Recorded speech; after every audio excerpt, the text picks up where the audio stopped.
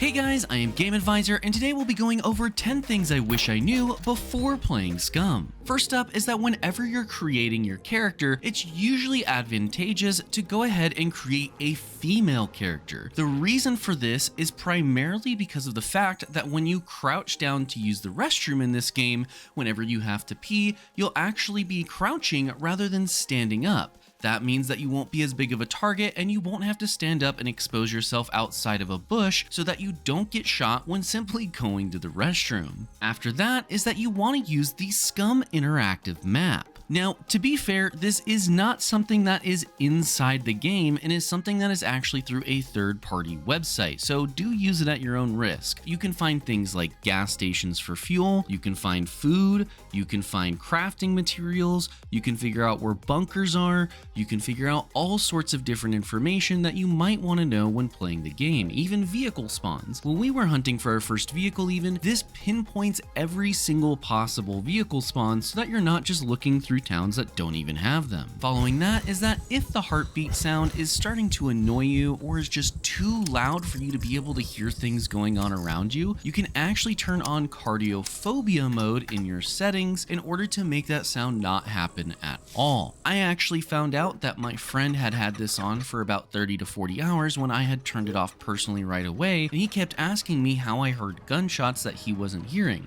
Turns out it was simply the fact that his heart was pounding in his ears, so he wasn't able to hear it over that. The next one is that you can pass out from the heat if you're wearing too many clothes, particularly on the edges and the southern part of the map. This is because the temperatures in those areas are higher, and that means that if you're putting too much on, you're gonna pass out from the heat. In order to counteract this, you can simply look at all of the different clothes you're wearing, and when you mouse over them, it will have a little thermometer symbol, or when you're wearing them, you'll be able to see it as well. For each number next to that thermometer symbol, whether it be a 0, 1, 2, 3, or 4, it will increase how well you retain heat. So if you're going to be running long distances, or especially if you're going to be on the edges of the map, make sure to go ahead and take some of the clothes off that you don't need, such as things like your socks, your underwear, and your undershirt, which provide no real value to the player other than helping you retain that heat. After that is that when you hit your self-delete button,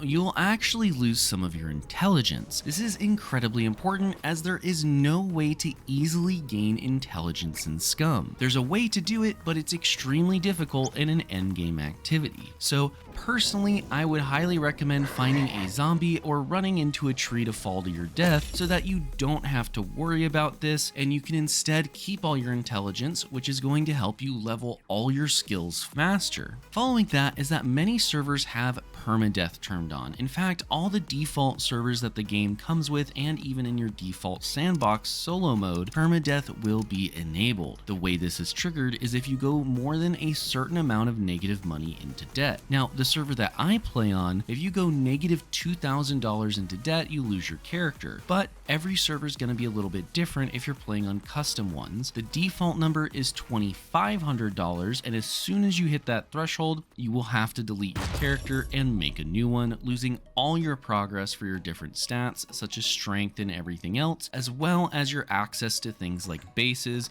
locks, and all other things that your character had. Following that is that cooking food will generally give you much more exhaustion recovery than eating that same identical food when it is not cooked. A great example of this is that if you plant a garden and start growing vegetables, making some vegetable-based foods will actually help you to recover some of that exhaustion much more quickly rather than eating them raw, which will provide an almost identical nutrition value but will not help nearly as much with the exhaustion. After that is that whenever you're lockpicking something that doesn't have some kind of lockpick protection that's going to hurt you when you fail, you'll want to make sure that you are not wearing gloves, or if you can, at least have some fingerless gloves. The reason this is important is because if you're wearing, say, something like construction gloves or tactical gloves that do cover your fingers, you're going to have a more difficult time opening that lockpick. So simply just don't wear them and it'll solve the problem. This is one that I really wish I had known sooner, as it made a huge difference for us, and that's that you can disassemble guns that you find in order to fix guns of the exact same type. So for an example, if you disassemble an AK-47U, you can then use those parts to repair the durability of another AK-47U. It's also important to note here that if a gun is below 50% durability, its chance to jam goes dramatically up, so there's really no point in holding on to it unless you're going to repair it anyways. This at least gives you a way to use that to make other guns better so that you can use them later down the road. And finally, at number 10 is that you can make crafted improvised toolkits. I know, this is a simple one and it should be obvious, but so many people overlook this when they're building their base, and it can save you an insane amount of time. All you need is one plank, one piece of metal, one nail, and one bolt. And the fact is, you can actually craft one nail and one bolt out of metal. So all you need is 3 pieces of metal and one plank in order to craft the improvised toolkit, which can be used to do so many different things. Either way, it saved me a ton of time, and you may have already known this existed, but just make sure to take advantage of it rather than going out into the world and trying to hunt all of these little toolkits down. Either way, that's going to do it for the video. We're probably going to be making a lot more SCUM content, so if you want to see more tips like these or you found them useful, make sure to let us know in the comments below, or subscribe and hit that like button so that we know that this is something you guys want to see. With all that being said, thank you so much for watching. I'm Game Advisor, and I'll see you in the next one.